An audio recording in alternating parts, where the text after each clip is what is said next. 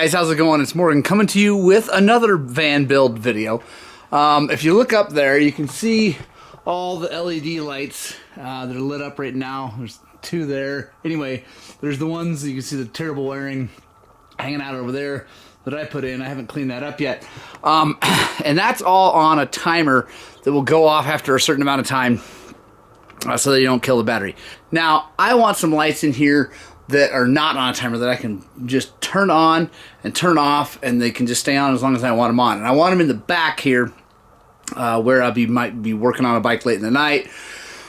Or anyway, so there are 4 more holes right up in there that are shaped the size of the lights. So I'm going to grab those lights, plug them into the harnesses that I bought. They're OE lights, OE harnesses. And I'm going to run those and kind of drop them out down, and then I'm going to show you what we're going to do to run constant power to them. So let's get those lights and kind of hang them up in there, and then we'll start running our wiring.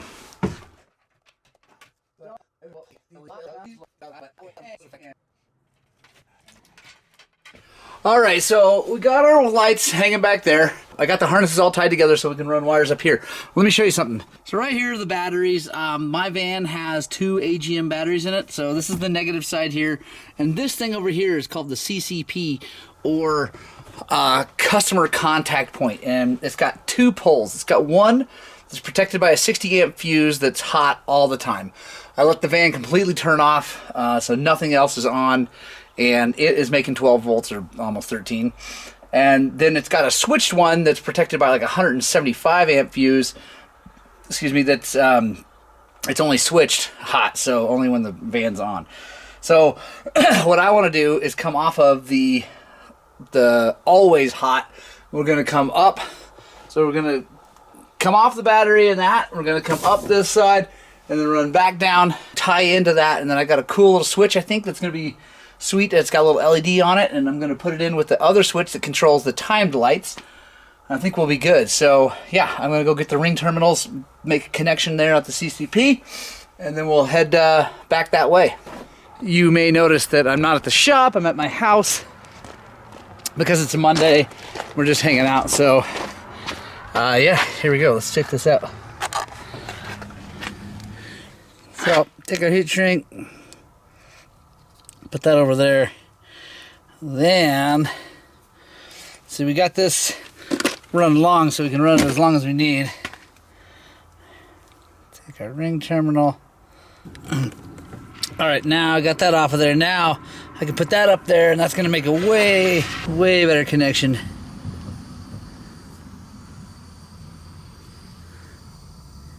We'll come in here.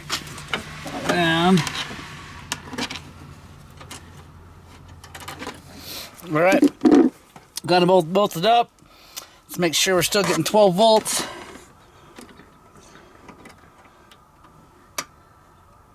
Alright, looking good. Now time to run our wire towards the back.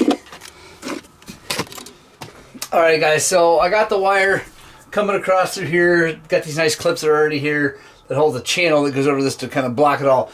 Anyway, it's coming up. I'm gonna eventually tie into these to go to the new lights I put in. But what I want to do is get the power down to there, which is where the other switch that controls the rest of them is, because I've got a nice new switch to go there. But I'm trying to figure out how to get this to go down there, and I figured out. Well, I think I figured out. We're gonna try it. I got this nut thing. Anyway, whatever. What I'm going to do is tie it to that thing and hopefully drop it straight down and be able to pull it out down there. So let's see if that works. Alright, there we go. Aha! Boom! There it is! Yeah, that worked awesome. Alright, now that I got power to here, I'm going to start hooking up the switch. This is my little switch. It's going to have a little blue LED that comes on when I get it all done, and it's pretty cool. It's got a, I don't know if you guys can see that. Focus. It's got a wiring diagram right there on that silver part, so should be pretty simple. I think my little blade connector, my female blade connector should work on this thing. So let's kind of work through this. First, it's pretty cool. It says to drill just a 1/2 inch hole, a 1/2 inch bit right there. I think what I want to do is kind of put it up here, because that's in the way. I don't want to hit that, and anyway, so I think it doesn't really matter. So it says here, supply is the bottom one, then the load is the hot to the lights, and then earth is ground. So we'll just do what they say to do.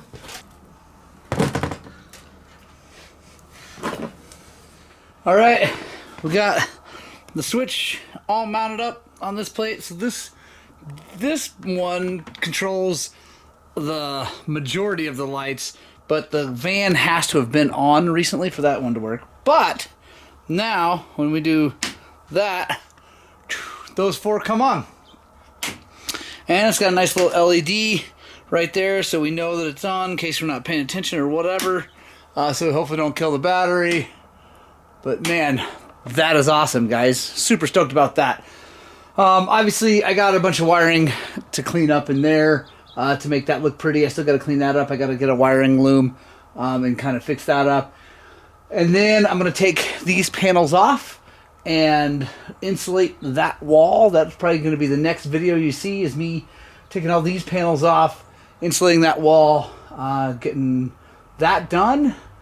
And then I'm not sure what's next. So after I get that done, the next thing I'm going to be doing is putting an L-track up to help hold my Easy up, and then also make some kind of shelves to go up top. So super happy about that, guys. Thanks for joining me for this video.